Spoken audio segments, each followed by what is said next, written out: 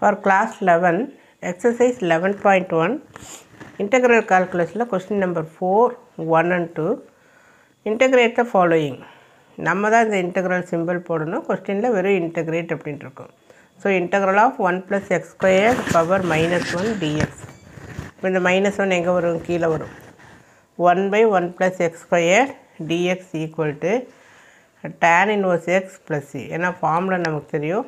integral of 1 by 1 plus x squared dx equal to nothing but tan inverse x. Next வந்து இங்கே பவரில் minus வருது. அப்போ ப்ளஸ்ஸாக மாற்ற we bring it to the denominator. இதுக்கு என்ன டிஃப்ரென்ஸ்னால் இங்கே ப்ளஸ் இருக்குது, இங்கே மைனஸ் இருக்குது. இங்கே ரூட் இல்லை, இங்கே வந்து ரூட் இருக்குது. ஏன்னா இங்கே பவர் என்ன இருக்குது? ஆஃப்னு இருக்குது. இங்கே பவர் 1. ஸோ இதனுடைய formula nothing but sin inverse x plus c. இந்த ப்ளஸ்ஸுங்கிறது கண்டிப்பாக நம்ம போடணும். டெஃபினட் இன்டெக்ரலுக்கு தேவையில்லை. This is indefinite integral. So you are writing plus c.